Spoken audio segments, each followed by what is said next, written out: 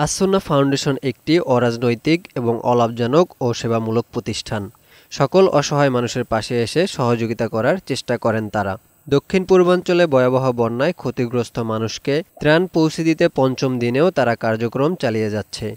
নিজেদেরকে উজাড় করে মানুষ কাজ করতেছে, কারো কোনো স্বার্থ নিয়ে আসে নাই, নিঃস্বার্থে কাজ করতেছে। বিভিন্ন সামাজিক সংগঠন ও সাধারণ শিক্ষার্থীরা আসছেন আস-সুন্নাহ ফাউন্ডেশনে।